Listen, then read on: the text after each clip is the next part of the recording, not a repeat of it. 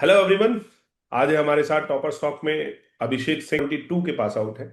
उन्होंने private job किया, LNT में जॉब किया, 2-3 साल का जॉब एक्सपीरियंस उन्होंने लिया। और जॉब एक्सपीरियंस लेने के बाद ही डिसाइडेड कि now I will prepare for GATE and ESE. और जब उन्होंने डिसाइड किया, मेडी जी के साथ उन्होंने प्रिपरेशन की, फाउंडेशन बैच ज्वाइन किया 2026 वाला। और विद 2026 बैच नाउ आज हमारे साथ है with AIR 61 in GATE. Come Abhishek, over thank you the sir. Topper stock. Thank you sir.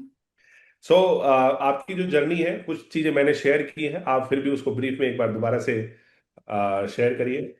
Sir मैं 2022 का पास आउट हूँ MNNIT इलाहाबाद से। उसके बाद मैंने फिर LNT में जॉब किया है अराउंड 2 इयर्स। एंड उसके बाद फिर मैंने अभी लास्ट ईयर मेडी में कोचिंग ज्वाइन किया था, foundation batch. And I prepared for GATE and ESE both. अभी मैंने गेट में AIR 61 है मिला है, and also I am qualified for ESE pre. Okay, so L&T में अच्छा खासा सैलरी मिल रहा था, सब कुछ था, ऑन कैंपस प्लेसमेंट आपका हुआ था। तो ऐसा क्या हुआ कि you shifted for GATE and ESE? Sir mainly government job में जो स्टेबिलिटी मिलती है और जो अपॉर्चुनिटीज़ हैं। कॉलेज में गया तो हमारे कॉलेज में एक ऐसा कल्चर था, क्योंकि हमारे कॉलेज से कई सारी रैंकर्स आए हैं ESE के। तो मुझे पता लगा कि हाँ भाई, ESE एक एग्ज़ाम होता है, इसके थ्रू अच्छा जॉब मिल सकता है। तो मेरा था एम, लेकिन वही है कि प्लेसमेंट हो गया तो मैंने कहा पहले प्लेस थोड़ा सा जॉब कर लेता हूँ, थोड़ा एक्सपीरियंस हो जाएगा उसके बाद करें। ओके, तो 3 साल के गैप के बाद आपने गेट की प्रिपरेशन की और डायरेक्ट AIR 61 फोड़ा है। जी तो इसके दौरान आपने ऐसी कौन सी डिफरेंट स्ट्रेटेजी फॉलो की है कि आपके गैप के बाद, जो आप पढ़ाई से बिल्कुल अपना नाता छोड़ चुके थे, उसके बाद आपने AIR 61 फर्स्ट अटेम्प्ट में निकाला? सर मैं मेनली बोलना चाहूँगा कि अगर क्लास में बैठ के हम लोग करते हैं कोचिंग तो गैप मैटर नहीं करेगा, क्योंकि क्लास में जब टीचर्स पढ़ाते हैं तो फुल अटेंशन से अगर सुन रहे हैं तो सब कुछ समझ भी आएगा, और जो जो गैप भी होता है ना वो सब मिट जाता है, पता नहीं लगता सही है। बात। क्योंकि टीचर्स जो इतना यहाँ पे सब अच्छा समझाते हैं तो क्लैरिटी आ जाती है। ओके, ड्यूरिंग योर जर्नी ऐसा कोई मोटिवेशनल सोर्स, मोटिवेशनल पर्सन आपके लाइफ में रहा हो जो आपको मोटिवेट कर रहा था, भाई तुझे फोड़ना है? जी सर। पहले तो टीचर्स हमेशा मोटिवेट करते थे, आप भी सर हमेशा ही मोटिवेट करते थे। वैसे ही सभी टीचर्स मोटिवेट करते थे, और पेरेंट्स मेरे हमेशा कहते थे कि तेरा हो जाएगा।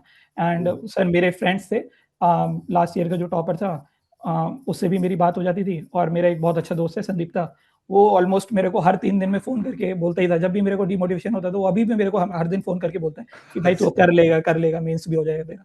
वो हर दिन मेरे को मोटिवेट करता है। अरे क्या बात है! तो लाइफ में दोस्तों को होना बहुत जरूरी है, और जो जी कि आपको हर मोमेंट पे पॉजिटिव मोटिवेट करते रहे। रैंकर का नाम नहीं बताया आपने, कौन? सर अभय सिंह जो लास्ट ईयर का टॉपर था। अभय सिंह, ओके। ओके, तो अभय सिंह के आप रूममेट थे? हाँ, मतलब वो जब मैं जॉब कर रहा था तब वो मेरा रूममेट था। ओके। हम लोगों ने साथ में जॉब किया है। अरे क्या बात है, क्या बात है, क्या बात है! तो आज एक ही रूम से दो टॉपर निकल के आए हैं। Very nice. तो ऑफलाइन में आपने यहाँ पर कौन सा बैच ज्वाइन किया था बच्चा? सर मैंने gate plus ESE foundation course लिया था 2026 के लिए। कौन सा बैच डी था? डी बैच था। D batch, okay. तो सिलेबस कब कंप्लीट हुआ आपका? सर ऑलमोस्ट अक्टूबर मिड में हो गया था। अक्टूबर मिड में आपका हुआ, तो अक्टूबर के बाद आपने जैसे कि गेट तक जो ये टाइम था, उसमें जी सर। कैसे टाइम मैनेज किया, कैसे प्रिपरेशन की? सर कितने घंटे जैसे आप पढ़ते थे, क्या हाँ, आपका शेड्यूल था? सर मेनली तो मतलब जैसे अब जब कोचिंग खत्म हो गई थी तो कोशिश कर रहा था कि अराउंड 8 to 10 आवर्स तो निकले। तो उसके लिए मैं मेनली क्या, मैंने शॉर्ट नोट्स नहीं प्रिपेयर किए थे, तो मैं मेनली फुल नोट्स पढ़ता था। तो मेरा ऑलमोस्ट मेजर टाइम नोट्स पढ़ने में ही जाता था। उसके हम्म। बाद जो है मैं थोड़ा जो सब्जेक्ट्स मेरे वीक थे उनके मैं PYQ सॉल्व कर लिए। बाकी जब मेरे टेस्ट सीरीज शुरू हो गई थी, जैसे ESE की टेस्ट सीरीज अराउंड नवंबर में स्टार्ट हो गई थी, दिसंबर स्टार्टिंग में। तो उस टाइम से लेके मैंने फिर केवल नोट्स पढ़े हैं और टेस्ट सीरीज दिए। कोई सवाल मैंने PYQs या वर्कबुक नहीं सॉल्व किया था, लेकिन टेस्ट सीरीज ही लगाया था, गेट का ESE का, with notes only। तो क्या आप ये कहेंगे कि टेस्ट सीरीज जो है आपका एक इस सक्सेस में टेस्ट सीरीज का एक बहुत इंपॉर्टेंट रोल रहा? यस सर, मेनली मैंने टेस्ट सीरीज से ही सीखा है। मेरा पहला में एम था कि नोट्स में जो सवाल है वो मुझे आना चाहिए। वो हम्म। अगर आता है तो फिर मुझसे टेस्ट सीरीज में उससे रिलेटेड जो भी सवाल आ रहा है वो बनना चाहिए। तो हम्म। टेस्ट सीरीज में उससे वो तो बन जाता था। उसके अलावा मैंने ESE की टेस्ट सीरीज में जो भी नए सवाल आते थे तो वही मैं कोशिश करता था कि ये जरूर बने मुझसे। तो इसीलिए मेनली मेरा टेस्ट सीरीज से ही इंपॉर्टेंट, मतलब जो इंप्रूवमेंट हुआ है वो सब टेस्ट सीरीज से ही हुआ है मेनली। जैसे कि आप ईएससी मेंस भी इस बार लिख रहे हैं, तो ईएससी जी सर। मेंस लिख रहे हैं, तो ऐसा गेट और ईएससी में जी सर। दोनों को अगर हम कंबाइन करके देखें तो दोनों की प्रिपरेशन क्या साथ साथ हो सकती है? Yes sir. जैसे मतलब आपने तो किया ही है, जी बाकी सर। लोगों के दिमाग में डाउट रहता है कि एक साथ कैसे करें। तो जी क्या सर। एक साथ हो सकती है, और हो सकती है तो कैसे करनी चाहिए? सर बहुत ज़्यादा डिफरेंस नहीं है, बस मेनली वही है कि ईएससी में थोड़ा कवरेज ज़्यादा चाहिए रहता है कि सारे सब्जेक्ट्स पढ़ने चाहिए। गेट में थोड़ा हम लोग सेलेक्टिव होके कुछ सब्जेक्ट्स पे ज़्यादा जोर दे सकते हैं।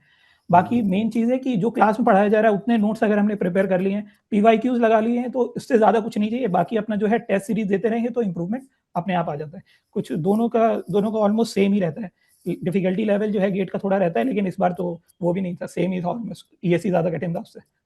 सो अगर आपकी इस जर्नी में देखा जाए तो मेडी जी छोटा सा पार्ट इस जर्नी में रहा, तो मेडी जी को आप 10 आउट ऑफ कितने पॉइंट्स देना चाहेंगे? आउट ऑफ 10 सर कितने पॉइंट देना चाहेंगे? मैं ये नहीं बोलूँगा कि छोटा पार्ट था, मेनली रोल मेडिजी का ही था। मैंने भी किया है, लेकिन हाँ, मेनली ये है कि मेडिजी में ही आके हुआ है जो भी हुआ है ना? तो मैं यही बोलना चाहूँगा, मेन रोल मेडिजी का ही था और 10 आउट ऑफ 10 ही है सर। कोई ओके, कहीं पे भी कोई कमी नहीं थी। चलिए, तो नेक्स्ट क्वेश्चन इज दैट कि मेडी जी के फेवरेट, जो अभी आप इतने सारे सब्जेक्ट पढ़े हैं, जी तो sir. Who is your favourite teacher? मेरा नाम नहीं लेना है ऑब्वियसली, तो मेरे आपको बताना है कि who is your favourite teacher over here? Sir मैं एक तो मतलब आपका नाम नहीं लेना है, लेकिन मैं बोलना चाह रहा हूँ कि एक तो मेरा सॉइल फेवरेट सब्जेक्ट था और एनवायरनमेंट भी। तो मतलब सागर सर और आप दोनों ही मेरे and favourite subject soil sir के अलावा? फेव सॉइल के अलावा मेरे सर मेरे को ज़्यादा सही लगता है मतलब एनवायरनमेंट। एनवायरनमेंट भी अच्छा लगता गुड। है। और कोई ऐसी किसी भी फैकल्टी की कोई ऐसी बात जो आपको दिल से एकदम लगता है, हिट करती है मतलब? सर आप जब वो वाला मोटिवेशन देते हैं ना अरे कि मेरा मतलब छोड़ो कि यार, मेरा नहीं बताना है बाकी सबके बारे में बात करनी। नहीं सर, मतलब कि सभी टीचर्स मोटिवेट करते हैं, मतलब कि जैसे वो रोहित सर आते थे हाइड्रोलॉजी पढ़ाने के लिए, तो हम्म। उन्होंने भी काफ़ी कुछ बताया कि मतलब कि हम्म। कैसे करना चाहिए ला ओके, वेरी नाइस। चलिए, लास्ट में जो हमें हमें लोग सुन रहे हैं, जितने भी ईएससी और गेट एस्पिरेंट हैं हमें सुन रहे हैं, उनके लिए लास्ट में आप क्या कहना चाहेंगे, क्या सजेशन देंगे? सर मेनली वही है कि नोट्स मतलब क्लासेस नहीं मिस करनी चाहिए, क्लासेस को अच्छे से देना है, और दूसरा कि क्लास टेस्ट ज़रूर देना है। टेस्ट सीरीज़ भी देनी है, लेकिन क्लास टेस्ट ज़रूर देना है, क्लास टेस्ट नहीं छोड़ने चाहिए, क्योंकि जो बीच में मतलब कि टेस्ट सीरीज़ तो हम लोग एंड में देना शुरू करते हैं, लेकिन जो बीच में ये जो क्लास टेस्ट होते हैं ना, उससे हमको मोटिवेशन मिलता है। अगर हमारा रैंक अच्छा आ रहा है तो हम लोग और मेहनत करेंगे कि अंडर 10 आ रहा है तो 1 ही आ जाए, तो वो उससे भी मतलब अच्छा फोकस बना रहता है। तो वेरी मेनली है कि नाइस। क्लास टेस्ट ज़रूर देना है और क्लास में नोट्स पे ध्यान देना है मेनली, और बहुत तो ज़्यादा कुछ अलग से पढ़ने की ज़रूरत नहीं है। तो जितने भी लोग हमें सुन रहे हैं वो लोग ध्यान दीजिएगा, गैप डजेंट मैटर। आप जब मेडी में आए हैं तो सब हो जाएगा। बस आप अपने ऊपर विश्वास रखिए, मेडी में विश्वास रखिए, और अच्छे से लगे रहिए, मेहनत करिए। Thank you so much everyone. Thank you so much. खुश रहिए और पढ़ते रहिए।